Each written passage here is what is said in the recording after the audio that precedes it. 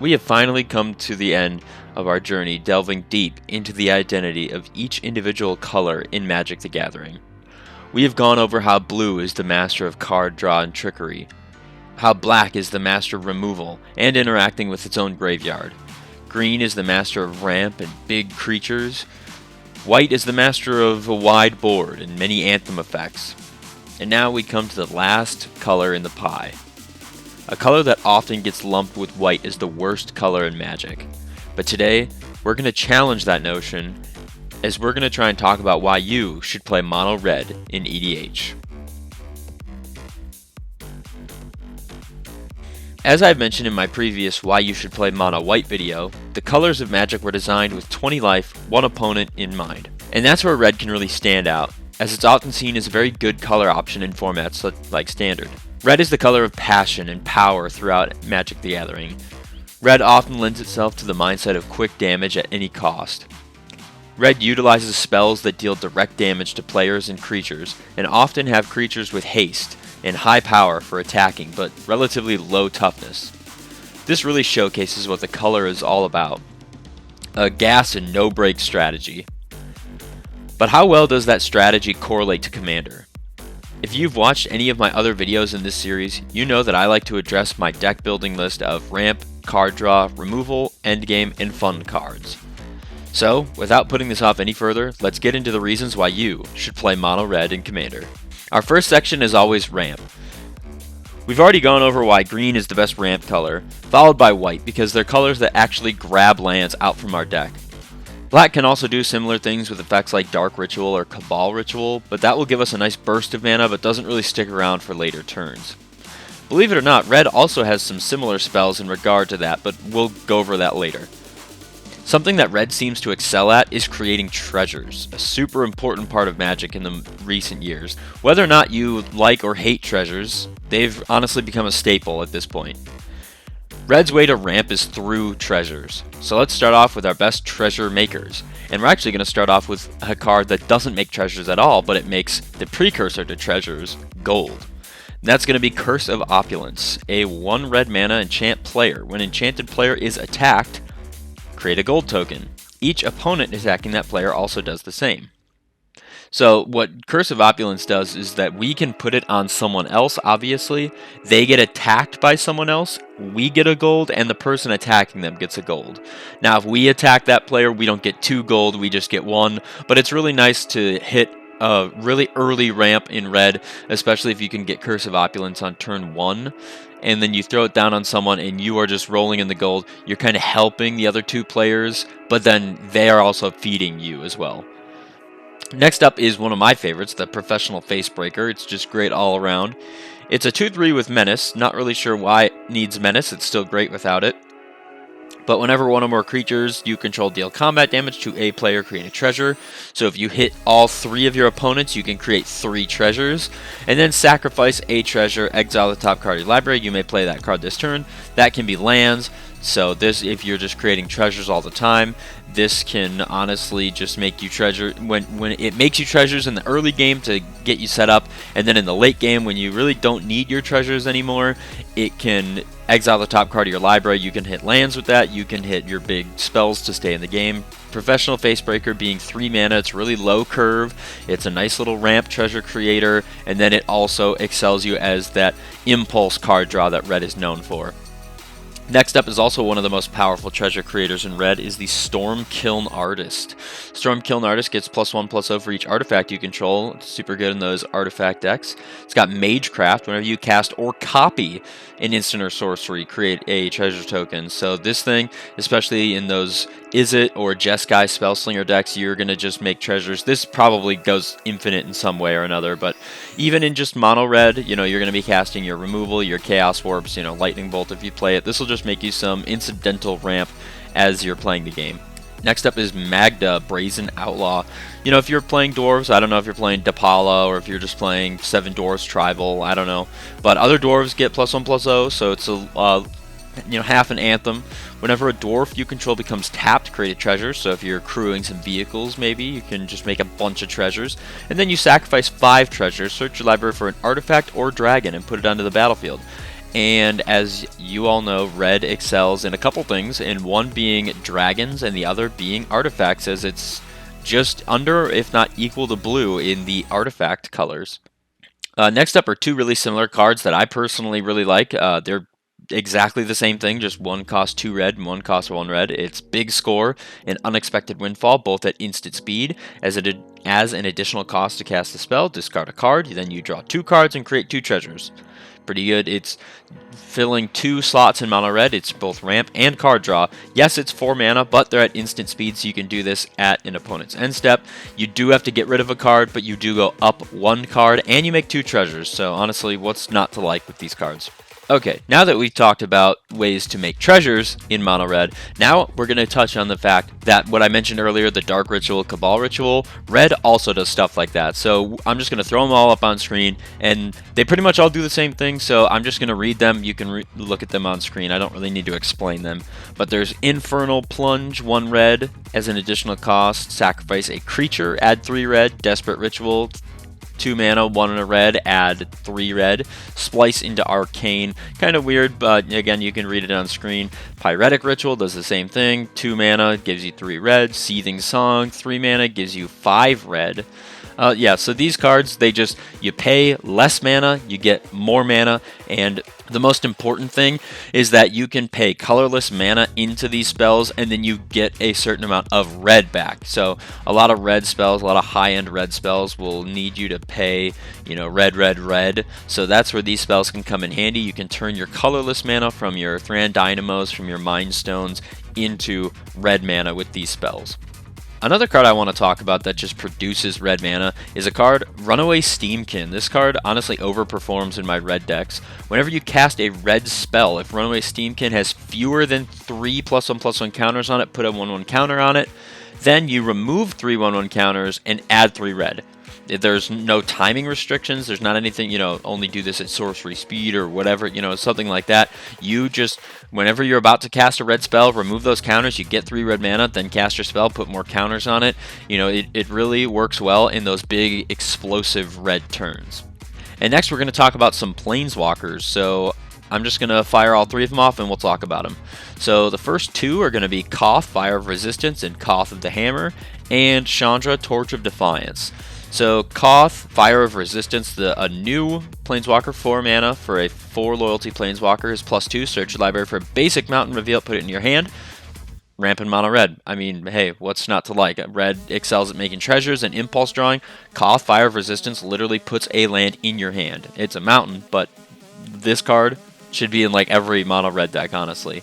-2, he deals damage to target creature equal to the mountains you control, so he's removal. -7, you get an emblem with whenever a mountain enters under the battlefield, deals 4 damage to any target, so he basically gives you a pumped up Valakut trigger for his -7. Now the original Koth of the Hammer, still 4 mana, 3 loyalty, +1, untap target mountain. It becomes a 4/4 red elemental till the end of the turn, so it basically just kind of gives you 1 mana. -2, add red to your mana pool for each mountain you control. So this is that's the big kind of ramp that you want if you really need a lot of mana on 1 turn. And as -5, you get an emblem with mountains you control have tapped, deals 1 damage to target creature or player. So again, being at 4 mana, still pretty good. And last one is the Chandra, 4 mana, 4/4. So you can tell that a lot of these are at your 4 mana slot, so they're not super overcosted. Like I know a lot of blue Planeswalkers are like 5 to 6 mana, and these are all 4, so they're pretty good on curve. So Chandra does a lot of things for you. She's a 4 ability Planeswalker, +1, exile the top card of your library. You may cast that card, so that's important. You cannot play it, so you cannot play a land.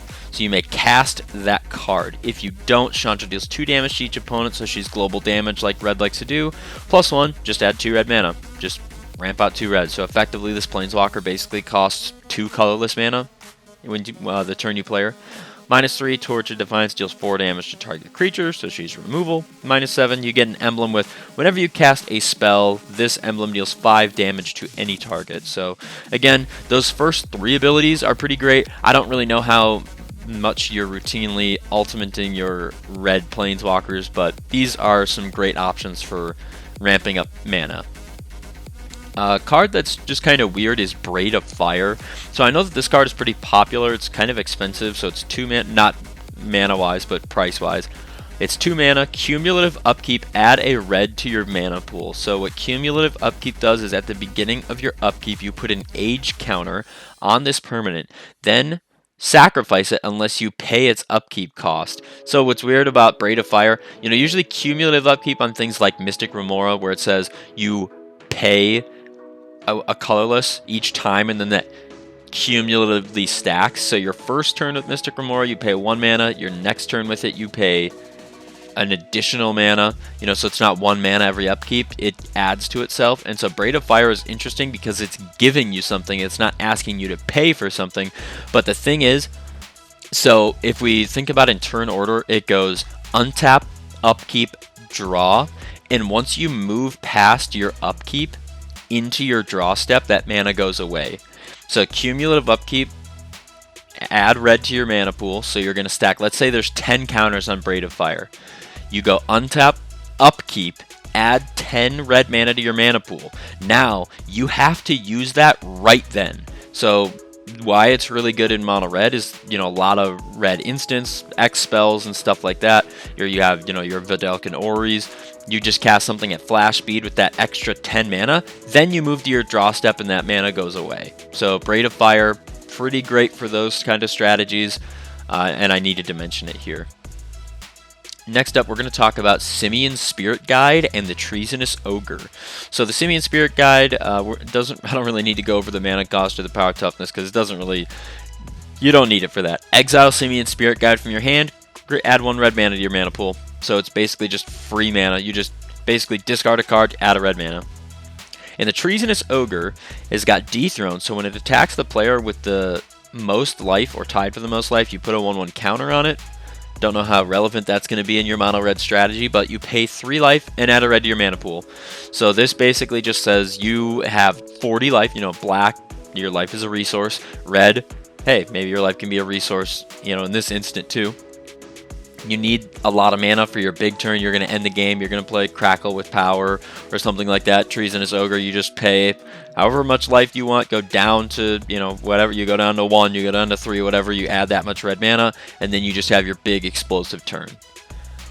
The next 2 cards I want to talk about, these should have been mentioned in the treasure section, but I'm going to talk about them together anyway. So they're both dragons, which is the Goldspan Dragon and the Ancient Copper Dragon. Goldspan, super great, low on the speculatively low on the curve. It's 5 mana for a 4/4, but it has haste. Whenever Goldspan attacks or becomes the target of a spell, it can be your spells, create a treasure, and treasures you control they sacrifice and they add 2 mana instead of 1. So Goldspan just doubles all your treasures. He makes treasures, he's got haste, and he can make treasures by attacking or being targeted. And the next is the high risk, high reward Ancient Copper Dragon. No haste here, but it's got flying. When it deals damage, you roll a d20 and create that many treasures.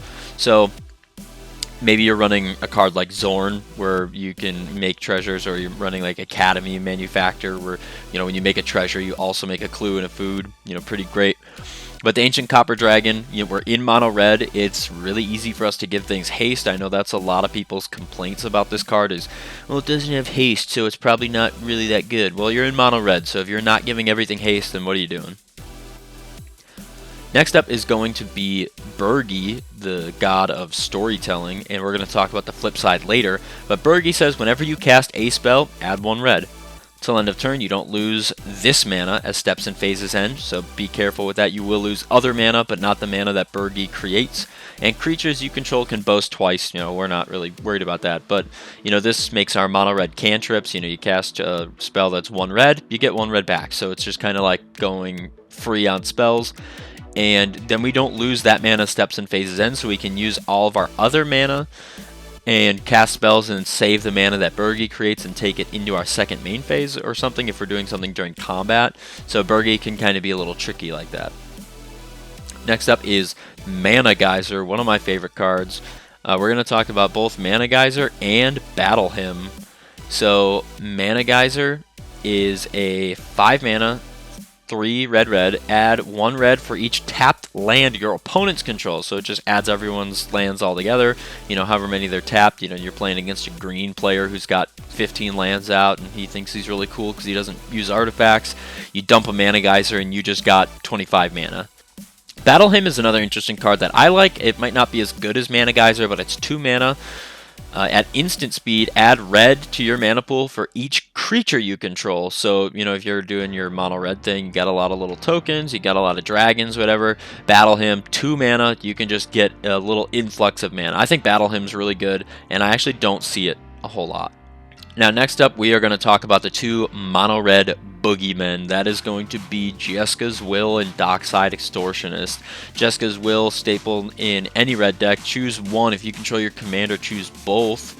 Add red for each card in target opponent's hand. So, you know, the blue mage, they just casted their Blue Sun Zenith or their Seagate Restoration. They've got no max hand size, whatever. You know, they got 20 cards in hand. You just made 20 red mana. And then you can exile the top 3 cards of your library. You may play them this turn. So again, you can play lands. But, you know, this is just going to dig 3 deep and impulse draw you that 3 and play them. And then it also gives you the mana to play them. Now, Dockside is probably universally hated or loved. Drop in the comments below whatever you feel about this card. Dockside enters the battlefield, create X treasures, where X is the number of artifacts and enchantments your opponents control. So I don't know why it needed to do both artifacts and enchantments, but Dockside goes infinite with a ham sandwich. Many things, and it is easily abusable. It's 2 mana for some crazy reason. Honestly, I think this effect would be good at 6 mana, honestly, so the fact that it's 2 mana is just nuts. And the last 2 that we're going to talk about in this little section here are the 2 kind of niche cards. The first one's going to be Alpine Guide. Now, I don't love this card. It's weird, but it does get us a land in mono red, so I just thought I'd talk about it. When it enters, you can search your library for a mountain card, not a basic, so that's important. You put it on the battlefield tapped, unfortunately, so it just comes in. It does not ramp you the turn it comes in like Wood Elves. Alpine Guide attacks each combat if able, and when Alpine Guide leaves the battlefield, you sacrifice a mountain. So I don't know why you'd want to be doing that, but I don't know. I thought this was weird. I thought I'd talk about it. And lastly is going to be Elena, Kessig Trapper for 5 mana, 4 and a red. We get a 4/3 with First Strike. Now, Elena taps to add an amount of red equal to the greatest power among creatures you control that enter the battlefield this turn. Elena does have partner, but we're just talking about it as the single card. Elena's weird, but I've seen this work in a variety of ways. You know, if you cast a big dragon, then Elena can just tap for a lot of mana, cast another big dragon. It doesn't work as a way to do this consistently as if we just don't have a creature enter. She doesn't actually add any mana, because it has to have entered the battlefield this turn. But, I mean, again, you get a mana dork that produces, you know, 6, 7 mana. I feel like Elena would be pretty good in a lot of mono red lists. And next we are going to talk about the artifacts that tap for red. So I will just list, I'm going to try and list most of them here on screen. We'll talk about a couple at a time. So the first couple we're going to talk about is Cursed Mirror and the Carnelian Orb of Dragonkind. So both being 3 mana, they both tap to add red. Cursed Mirror, obviously red staple. As Cursed Mirror enters, you may have it become a copy of any creature on the battlefield except it gains haste. Super great for those 1 turns of just, you know, your Ancient Copper Dragons, or, you know, maybe an opponent controls something really big, gives it haste, you smack someone, and then it just returns to being a little mana rock for you, which is really nice. And the Orb of Dragonkind, tap add red. If that mana is spent to cast a dragon spell, gains haste. So hey, Ancient Copper Dragon, here you go. We're in mono red. We're probably going to be playing a lot of dragons anyway. The next 2 are going to be Iron Mirror and Fire Diamond. Basically the same card, except one's a creature. You guys know that I like my mirror, the little mirror cycles. So mirror has Summoning Sickness unless we give it haste, which, hey, we're in mono red. And the Fire Diamond, a little worse in this scenario because it enters tapped, so there's no way that we can use it on the turn we cast it, but they both tap to add red. Now the next 3 I want to talk about are some interesting ones that I honestly didn't even know that existed in mono red. The first is going to be Lava Brink Floodgates, Volshock Factory, and Glittering Stockpile. So the Lava Brink Floodgates, 4 mana, tap to add 2 red, so kind of interesting there. At the beginning of each player's upkeep, that player may put a Doom counter on Lava Brink Floodgates or remove a Doom counter from it. Then, if it has 3 or more Doom counters on it, sacrifice the Floodgates, and when you do, deal 6 damage to each creature. So it's basically, you're going to threaten your opponents. They need to decide, did they want a board wipe or do they want you to have 2 mana? And later in the game, so it does say each player, so you also get to weigh in on this. So maybe later in the game, you can kind of force that and you can board wipe, or again, your opponents are just going to have to choose to give you 2 mana, which is pretty nice. The Volshock Factory, tapped at a red, put a charge counter on Volshock Factory, pay 2 in a red, tap it, and sacrifice Volshock Factory. Create an XX colorless golem with haste, where X is the number of charge counters. So again, you get to do that whenever you want. You've used the factory, you know, maybe it's turn 10, 11, 12. I don't know why the game would be going that late, but let's say you have 10 mana, 10, 12 mana, and you don't really need the factory anymore. You've been putting charge counters on it all game. You pay, you sacrifice, you get rid of it. Now you have a 10/10 artifact creature golem with haste. And last is the Glittering Stockpile, 3 mana, tap, add red, put a charge counter, put a stash counter on Glittering Stockpile, then you tap it, sacrifice Glittering Stockpile, add X mana of any one color, where X is the number of stash counters on Glittering Stockpile. So it's just kind of like a double-edged ramp. It comes down, it gives you red, and then again, later in the game, it's going to be a huge red payoff.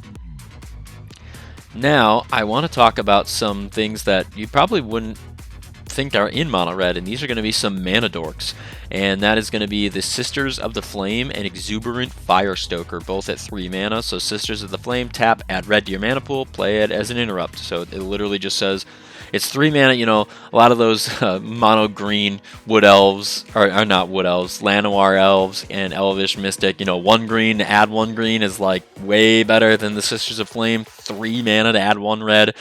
You know, like I said, we're probably going to give it haste, so maybe that takes the sting out of it a little bit. And the Exuberant Firestokers, at the end of your turn, if you control a creature with power 5 or greater, you may have the Firestoker deal 2 damage to target player, so that's kind of good. And you tap and add 1 colorless to your mana pool, so you're not going to get any red mana, but again, a mana dork that can deal damage, kind of cool in mono red. And the last one is the Defiler Cycle. You know, I love these in my mono red, or my mono colored deck. So the Defiler of Instinct might be one of the worst ones, but as an additional cost to play red permanent spells, you may pay 2 life rather than pay 1 of the reds, which is pretty nice. And whenever you cast a red permanent spell, Defiler of Instinct deals 1 damage to any target. So if you're just slinging out the red permanents, you can start stacking up damage on a big creature, or just start blasting players in the face. And now that we've gone over our different ways to get more mana to play spells, now we need to make sure that we have extra spells to play. So red does something special in Magic regarding gaining access to cards. Red doesn't really draw cards in the traditional sense, but it does something called impulse drawing, where you're going to exile the top card of your library, and then you get the chance to play it that turn, or it'll say something like until the end of your next turn, stuff like that. So this can be a tricky thing to manage and nail down in mono red, but it's better than nothing, and it gives us an access to a lot of cards to choose from, even if we don't get all of them. So we're going to start off with card draw, and I'll just mention here Faithless Looting. Yep, mono red, super great. But anyway, let's move on to the other cards that you probably didn't know about.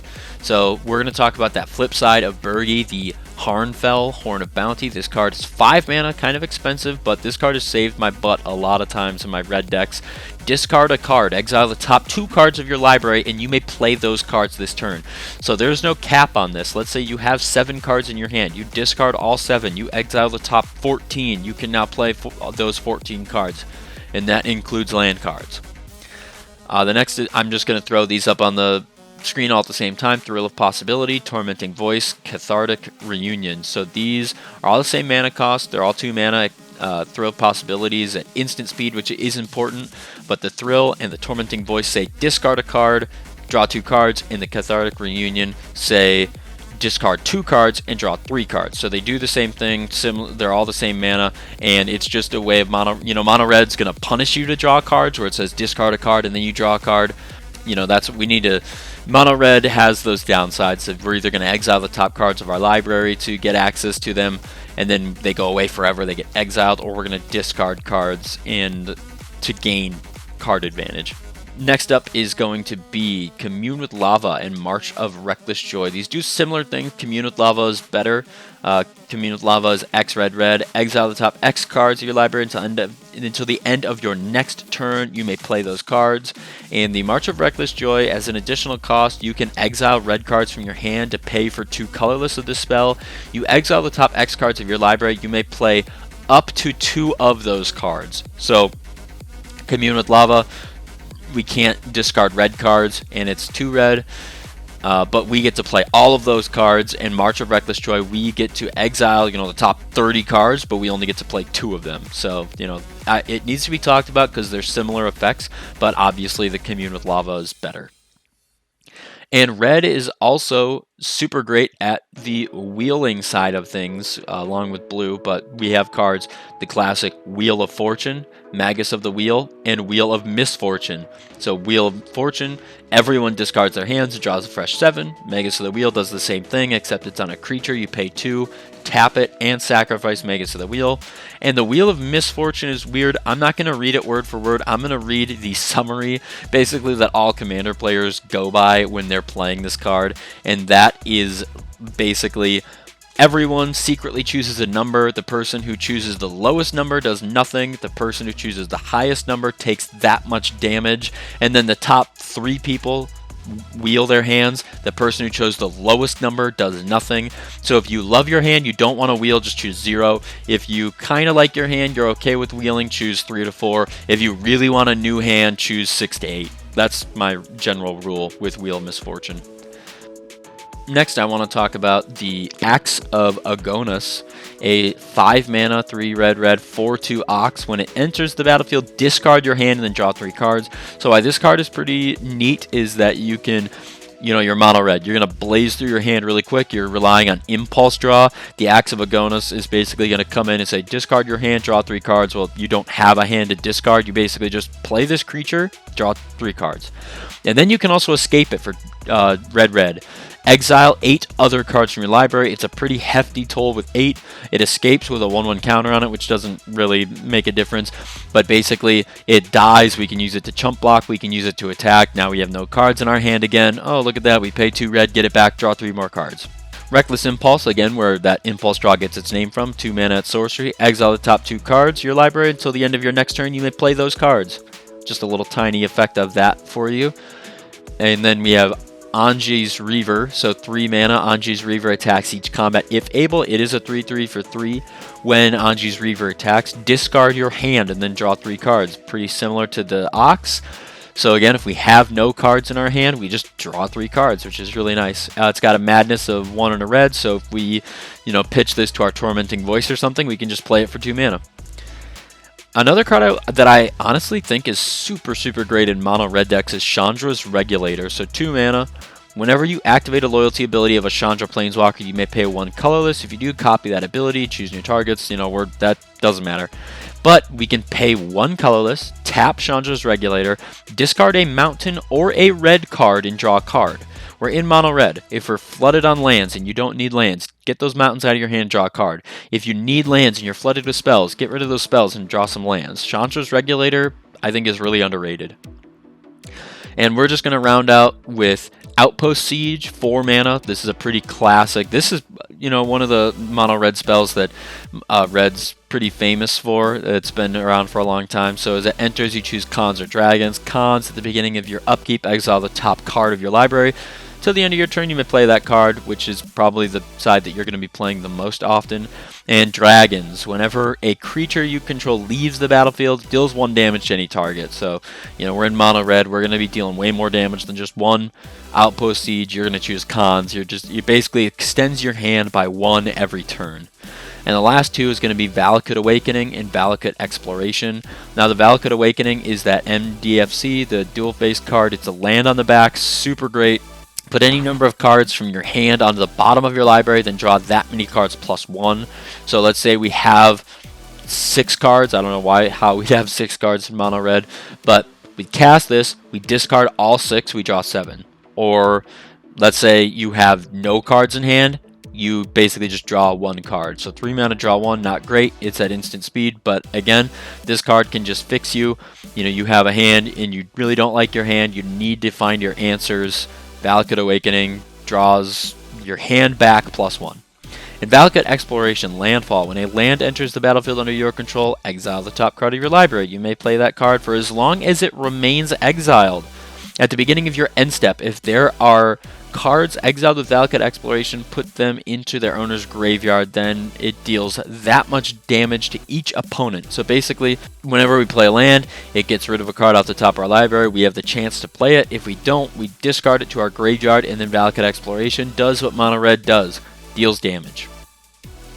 So removal is another tough issue to address in Mono Red. Red doesn't do removal very well like black or white, but it does remove certain things very well, and one of those things is artifacts. Red also excels in dealing direct damage to creatures or players, along with ways to increase that damage to make way for some really big spells. So this video is already getting pretty long-winded. I'm just going to start moving through these cards a little bit quicker than I normally have been. Maybe I won't talk about every single card. You can read them on screen, but we're going to talk about things like By Force, X Red, destroy X artifacts. Mizium Mortars is 2 mana, deal 4 damage to target creature you don't control. And this is like Mono Red's Cyclonic Rift. You can pay 3 red, red, red, and deal 4 damage to each creature you don't control. Soul's Fire, Fling, Chandra's Ignition. These cards are going to allow us to deal damage equal to a target creature's power to any target. You know, Fling makes us sacrifice a creature. Chandra's Ignition deals it to each creature and each player, but can lead to some game-ending situations. Shatter Skull Smashing is another one of those dual-face cards. It's land on the back. Now this card's kind of a long read, but it's X red red. It deals X damage divided as you choose among 2 target creatures, but if X is 6 or more, it deals twice X damage divided as you choose among those instead, so it's just kind of weird, but it's the land on the back, so it's nice. The red's board wipes being Chain Reaction, Blasphemous Act, Vandal Blast. Chain Reaction, you know, deals damage to each creature where X is the number of creatures. Blasphemous Act, you all know and love. Deals 13 damage to each creature. Vandal Blast, just going to nuke all the artifacts if you pay that overload. And then we have a Braid, which is just like a 2-in-1. You know, I like a Braid. It's pretty low on the importance scale, but it either hits an artifact, it hits that Thran Dynamo, it hits that Soul Ring, or 3 damage to creature. You know, you can hit someone's value creature. And the next 2 are going to be the Bane of Mono Blue, or just, you know, blue is pretty popular, so people are just going to be playing blue anyway. That's Red Elemental Blast and Pyroblast, so we can either destroy a blue permanent, or we can counter a blue spell. So these spells literally just counter spells, which is really nice, or they hit blue permanents. You know, they hit that Rhystic Study, or if someone's playing, you know, a color combo like Timur, where they're playing red, green, and blue, you can hit their commander. You know, 1 mana destroy someone's commander is pretty great. Chaos Warp and Wild Magic Surge do similar things. So Chaos Warp, owner of target permanent shuffles it into their library, then they reveal the top card. They can, if it's a permanent, they put it on the battlefield. Wild Magic Surge, a little different. Destroy target permanent in opponent control, so it actually does destroy it. But then its controller reveals cards from the top of their library until they reveal a permanent. So Chaos Warp, you kind of have the chance of revealing the permanent. You know, it could be a spell, it just sits on top. Wild Magic Surge, it reveals until it does hit a permanent, so be careful with that. And next up, we're going to talk about the redirection spells in red. So redirection or copy spells. So that's going to be things like Deflecting Swat, which is free with your commander. Bolt Bend, which is overperformed for me, which is basically deflecting Swat for 1 mana, but you have to have a creature with power 4 or greater. Wild Ricochet, you may choose new targets, then copy that spell, so it's both a redirect and a copy. Then you have Reverberate and Fork, which again, someone casts their mana drain, you cast Reverberate, you copy their mana drain, and you mana drain their mana drain. And if that sounds confusing, then you and me both. And next up, we're going to talk about how red can interact with its graveyard, another really important piece in any commander deck. So the best card for this is probably going to be Underworld Breach, 2 mana. It's an enchantment, which it's weird, but it'll make sense. Each non-land card in your graveyard has Escape. The escape cost is equal to its mana cost, plus exiling 3 other cards from your graveyard. So non-land cards, we can do that with spells, you know, our Crackle with power, or enchantments, whatever. But so we pay the casting cost, and then we exile 3 other cards. And then at the end step, sacrifice Underworld Breach.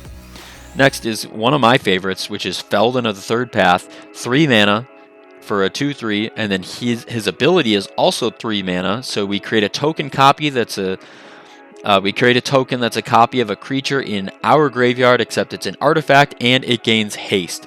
So if we have things like, hey, maybe that ancient copper dragon that I was talking about earlier, we make it an artifact, we give it haste. So the cool thing about Felden is that you would assume that being in mono red it would punish us somehow, saying things like choose a creature in your graveyard and exile it, then Felden makes the copy of it. But no, Felden just says make a token that's a copy of a creature in your graveyard. Felden does not exile it. You can just do that every turn, or if you have a way to untap Felden. I think Felden is great. I think he's really cool. Next are going to be our Goblin boys. So this is going to be Scrap Welder, Goblin Welder, Daretti, Scrap Savant. A lot of scrap in here. And Trash for Treasure. So the Scrap Welder, sacrifice an artifact with mana value X, return target artifact with mana value X from your graveyard to the battlefield. It gains haste.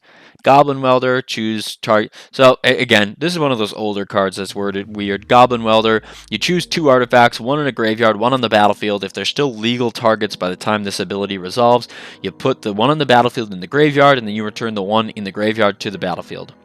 Daretti does the same thing. His +2 is Faithless Looting, his -2 is Goblin Welder, and then his -10 just brings back artifacts from your graveyard every turn.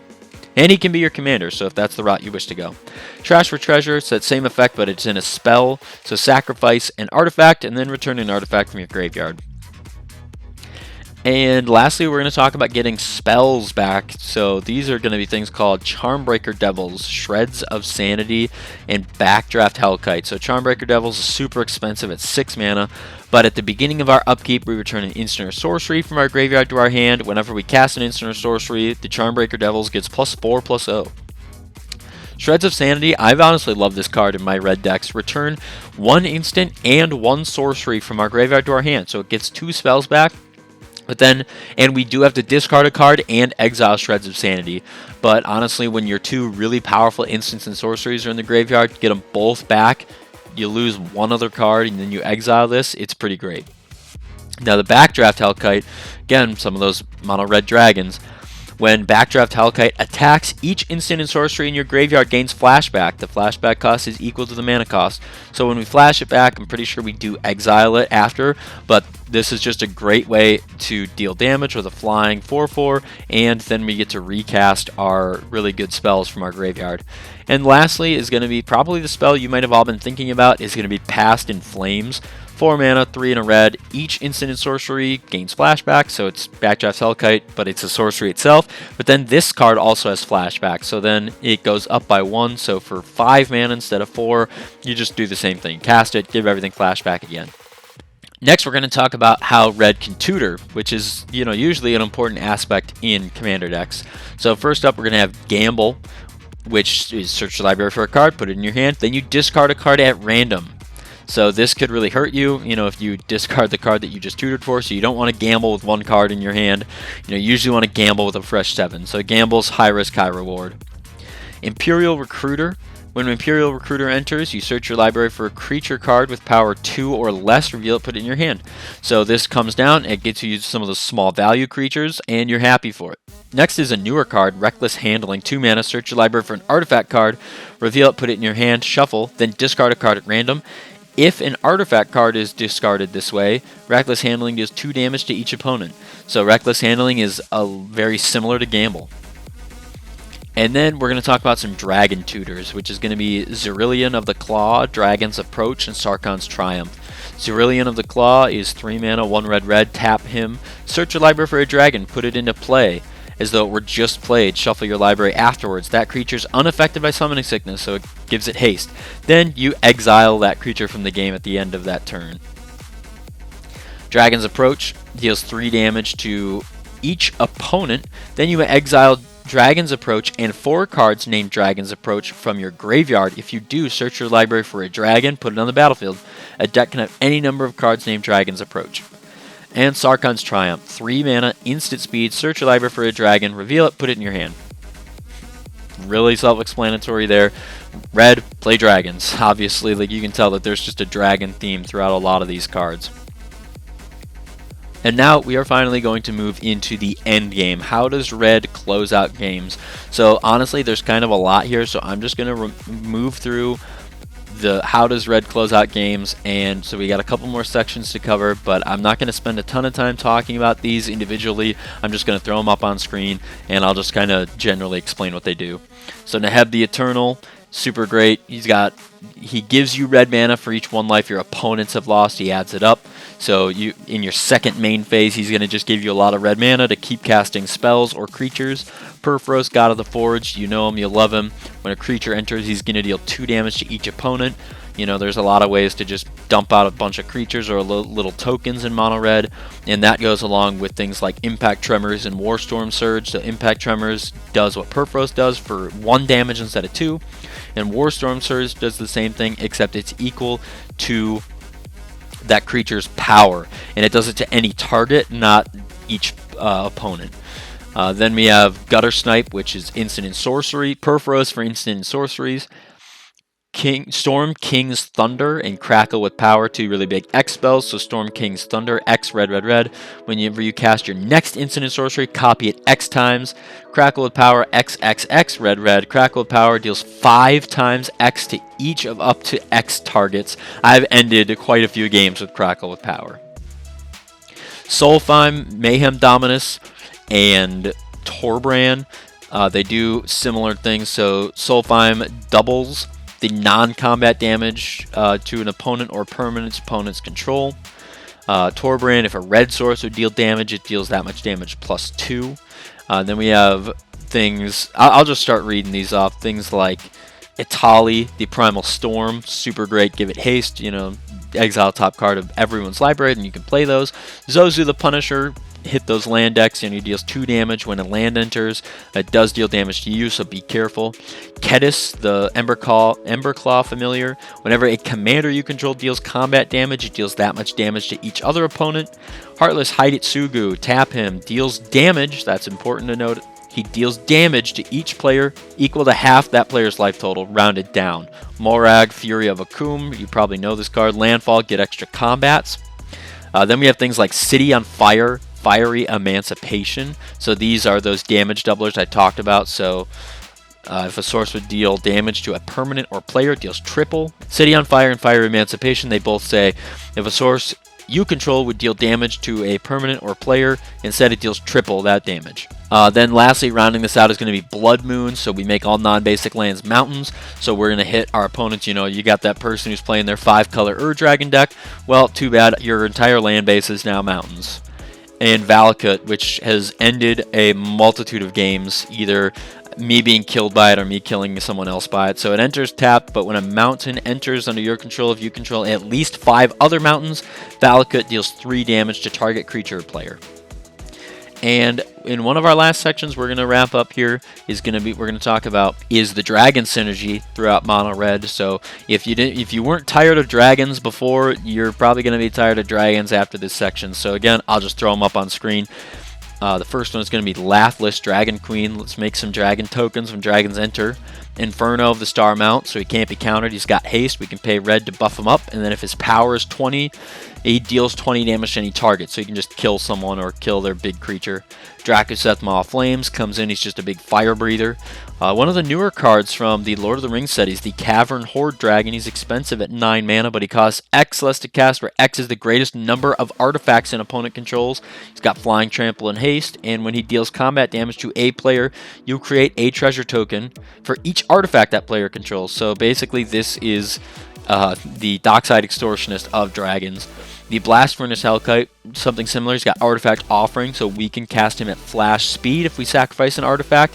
Then he costs X less, where X is that artifact's mana cost. He's got Flying and Double Strike, and then creatures attacking your opponents also have Double Strike. So he gives the every one of our opponents, they get Double Strike if they attack each other and not us. Can't talk about mono red dragons without talking about things like Udvara Hellkite, Balefire Dragon, and Scourge of the Throne. Utvara, we're going to make more 6/6 dragons whenever a dragon's attacked. Balefire Dragon, whenever it deals combat damage, it deals that much damage to each creature that player controls. Scourge of the Throne is going to give us extra combats when we attack with that dethrone. Then we're going to talk about Terror of the Peaks, one of the best dragons in any deck. Scourge of Vilcus, Thundermaw Hellkite. So Terror of the Peaks, we're just going to throw damage around as our creatures enter. Scourge of Vilcus does the same thing as dragons enter. We're going to deal X damage, where X is the number of dragons. And the Thundermaw Hellkite, this has been used, I've used this to just get some kill shots on people. So it's got flying and haste, and when it enters, it deals 1 damage to each creature with flying our opponent's control, and we tap those creatures. So you think your opponent is safe behind his giant board of flyers, deal 1 damage, tap everything, go to combat, kill him. And the last is Dragon Tempest, so 2 mana for an enchantment that gives all dragons haste. And whenever a dragon enters, it deals X damage. It's basically Scourge of Vilcus, but it's on a 2 mana enchantment. So it gives everything haste, and we're going to be throwing around damage.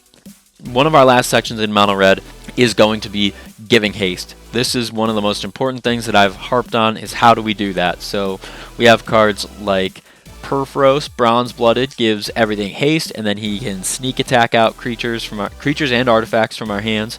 Urbrask the Hidden, creatures we control have haste. Creatures your opponents control enter tapped. Ogre Battle Driver. Whenever another creature enters the battlefield, it gets +2/+0 and gains haste. And we have Anger. So Anger has haste. We want Anger to be in our graveyard. Gives everything haste if we control a mountain. And the last couple cards, these are all 3 mana, so it's the Hammer of Perforos, creatures you control have haste, Fervor, creatures you control have haste, and the Better Fervor, Rising of the Day, so creatures you have haste, and legendary creatures you control get +1/+0. So if you were worried about giving haste in Mono Red, here are just a few ways to do that, probably the best ways, to be honest. And lastly, we're going to round out with some fun cards. And again, we'll just try and get through these because this video is already almost an hour long, so thank you for sticking around for that.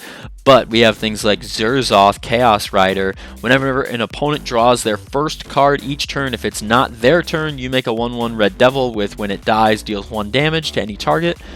Whenever one or more devils you control attack one or more players, you and those players draw a card. Then discard a card at random, so you're forcing that card draw, and you make your devils. Delina Wild Mage. Whenever Delina attacks, you roll a d20. If the result is 1 through 14, create a tapped and attacking token that's a copy of a creature, except it's not legendary. Exile this creature at the end of combat.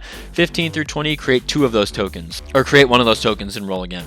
Chiscoria, one of my favorite cards in Mono Red. It's got affinity for artifacts, so it costs less for the amount of artifacts you have. Flying Haste, whenever it attacks, exile the top 5 cards of your library. You may cast an artifact from among them. If you do, it gains affinity for artifacts. So, again, in those artifact-heavy decks, but Chiscoria is awesome. Lelia, the Blade Reforged. Haste, whenever Lelia attacks, exile the top card of your library. You may play that card this turn. Whenever 1 or more cards are put into exile from your library and or your graveyard, put a counter on Lelia. So this is just the Impulse Draw commander. Kiki-Jiki Mirror Breaker. It's got haste, tap it, create a token that's a copy of a non-legendary creature. That token gains haste and sacrifice it. So we all know Kiki-Jiki and his combo-ness. Fabled Mirror Breaker. This card just has 3 things that are going to give you stuff that you really want. So you get a 2/2 Goblin that makes treasures when it attacks. Then you discard 2 cards and draw that many cards. Then you exile it and it basically just becomes Kiki-Jiki. We got Bosch Iron Golem. So if we're playing an artifact style, we can sacrifice artifacts and Bosch throws them at people's face. Ilharg the Raised Boar. It's got Trample. Whenever Ilharg attacks, you can put a creature from your hand on the battlefield tapped and attacking, and then you return it to your hand at the beginning of the next end step. Kazul, Tyrant of Cliffs, is great protection. Whenever a creature an opponent controls attacks, if you're the defending player, create a 3/3 Red Ogre unless their controller pays 3 mana. So he's kind of like the Ghostly Prison of Mono Red. Plarg and Nasri, a newer card. At the beginning of your upkeep, each player exiles the cards from the top of their library until they hit a non-land card. An opponent chooses a non-land card exiled this way, and you may cast up to 2 spells from among other cards exiled this way without paying its mana cost. Really, it's worded really weird, but it's basically like an Atali style effect. And lastly, we are going to talk about Itsushi, the Blazing Sky, Flying and Trample, 4/4 for 4. with 2 keywords and this ability, so just a lot packed in on this card. Whenever at Sushi, the Blazing Sky dies, choose 1, exile the top 2 cards of our library, we can cast those cards, or create 3 treasures. So it's either going to be card draw, quote unquote, and or ramp.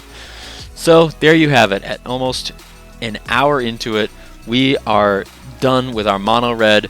Now mono red is special because it is going to deal quick, fast damage with spells, with creatures. It's got some smaller creatures that got haste, it's got some big top end dragons, it's got some really fun artifact synergies and payoffs, so you can really go, the damage based route with mono red, spell slinger damage, you can go dragons, you can go artifacts. So if you love mono red, leave a comment in the comment section down below about who your mono red commander is, and if there's any cards that I missed or forgot to talk about, make sure to tell me that I'm an idiot in the comments. But as always, I am your friendly red mage, Azoreign, and thanks for watching.